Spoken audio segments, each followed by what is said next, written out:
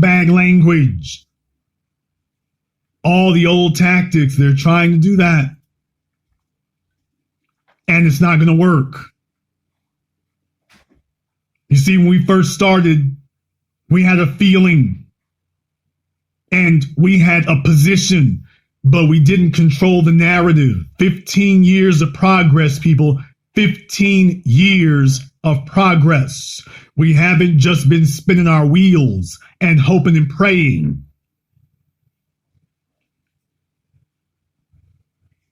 Right now, the political parties, the government, the social organizations, they're trying to figure out how to cut off at the pass and circumvent our message because it has caught on. It is the thing to do, and it's not a fad. This is the new normal. I said that 8 years ago. This is the new normal. This is the new normal. Some folks thought that it wasn't, but it is. They thought that we were going to run out of steam. I've talked about this before.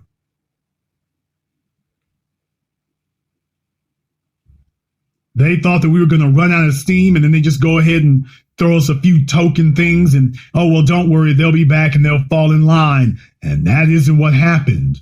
And I submit to you all tonight that the fact that we have made it our core principle. People, do you know how disciplined you got to be?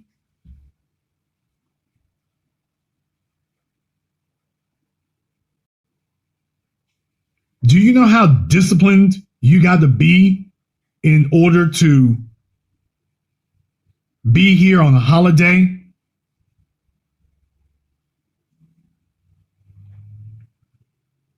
Do you all understand that?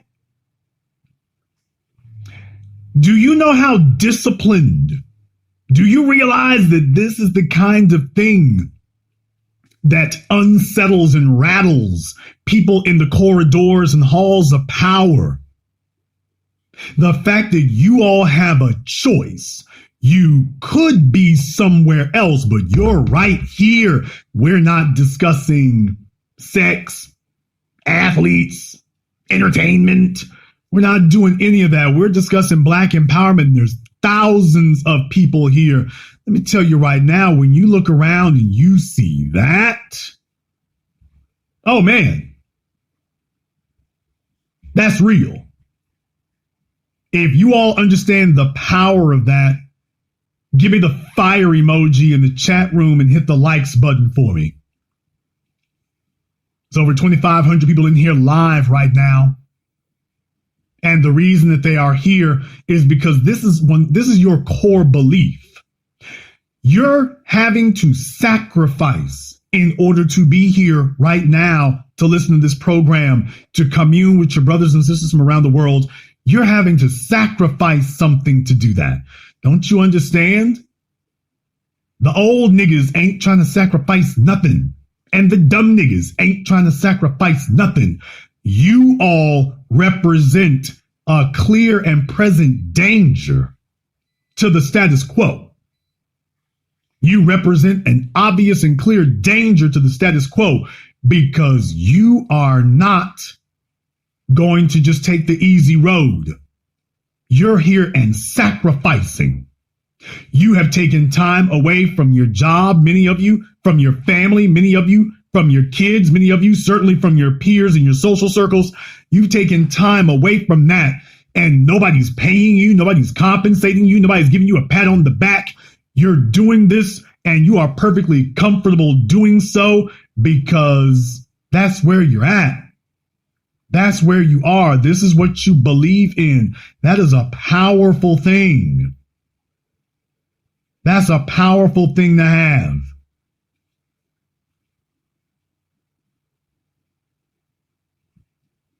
This is the kind of thing that governments and think tanks and media organizations measure. They measure if there are large groups of people moving in a direction that the other folks aren't moving in. They measure that. They look and measure whether or not they look and measure to see, hey, how many folks are still going in the direction they're supposed to be going in. And then looking up every year, that number is getting bigger and bigger of the people who are like, yeah, you know what? I'm cool not going along with y'all. Man, you gonna miss out on some of this turkey and dressing. To think there are some idiots out there who think that they can buy us off with turkey and dressing, to think they could do that.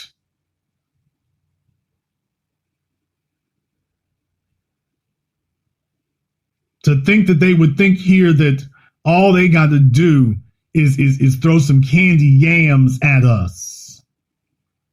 All they got to do is offer us a meal and we're going to take our eye off the ball. Think about that for a few moments. They figure out this is where the James Clyburns come from. Folks have conditioned them to think that all they got to do is throw a meal around and we're going to go for it. That we are that easily distracted. And a lot of folks are, but over here we're not. And they understand that people who are this focused, you all are so focused that you have abandoned American holidays.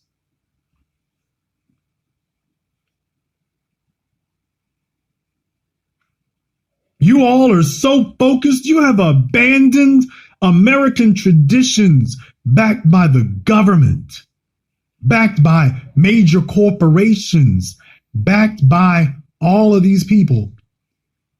Happened then. See, they're already trying to measure this out. And what they're noticing is that that's not going to go away, man. They are scared to death that they are witnessing the beginning of the end. Take a look at the parents. We're not just talking about one or two people anymore. We're talking about folks by the tens of thousands. You've got a movement here. You got a movement with more joining us all the time. How can you sit comfortably in the halls of government and the corridors of power? How can you sit comfortably knowing that there are folks out there who have learned to enjoy the struggle? You can't tell them that they got to do without, that they'll be ostracized by family and friends, that everyone else is going to be having fun. You all are like, man, Black empowerment is my recreation. That's how serious you all are about it now, that Black empowerment is your recreation. See, that wasn't ever supposed to happen. The 1960s and integration and civil rights, you were supposed to be bought off. Don't you understand? You all are supposed to be the most bought off, easily controlled generation ever. Ever. Ever.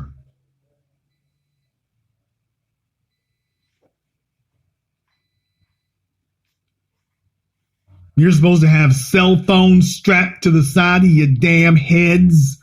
You're supposed to have shoes falling out the closet. You're supposed to be stuck on the internet and celebrity gossip. You're not supposed to be spending your Thanksgiving over here.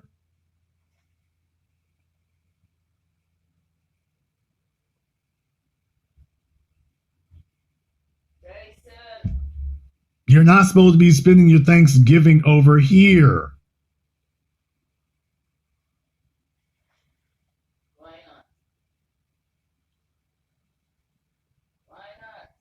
You're supposed to be sitting over there watching cable TV or something else.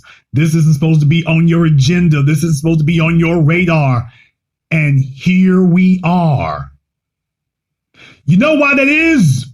The reason why that is because you all understand who you are. You are not Americans. You are illegal aliens. And you have become comfortable in your anti-establishment position.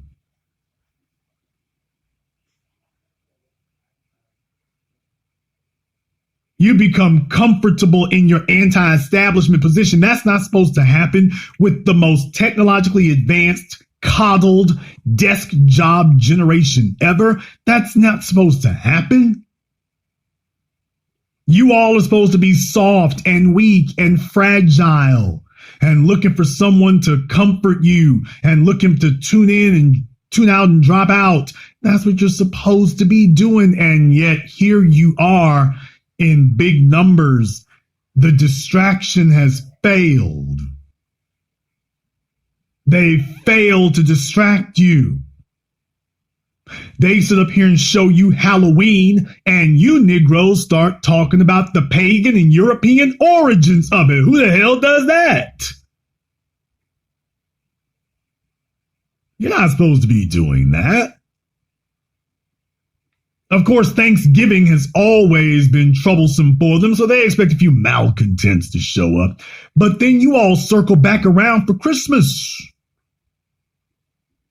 I mean, you wouldn't let it go with Halloween or Thanksgiving. You all circle right back around for Christmas. And you start talking about the white supremacy of that. They're like, hey, hold on. A few of you are like me, and you go banging on the beast on New Year's. That's your New Year's resolution, to bang on.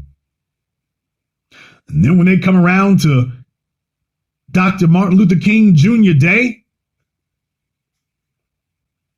and then you've got the gall and the audacity when they tell you, well, we've given Dr. King a day, and you sit there and you tell them, you can't give me nothing. Dr. King doesn't belong to you. You cannot give me that which it does not belong to you. You can no more give me Dr. King than you can give me the moon. It does not belong to you. So you can't give me nothing. Dr. King belongs to us. He's never been yours and never will be yours. So you can sit there and have all the federal days you want to. It isn't valid until we say it's valid. And we are not waiting on you to give that to us. Because you see, if we got to wait on them, then you sit up here and a lot of you are like me and we celebrate Malcolm X's birthday. The federal government has nothing to do with that. Corporate America doesn't recognize that. And yet there we are. The corporate media has never recognized May 19th. They've never done that. They've never recognized it. We're not waiting on them to.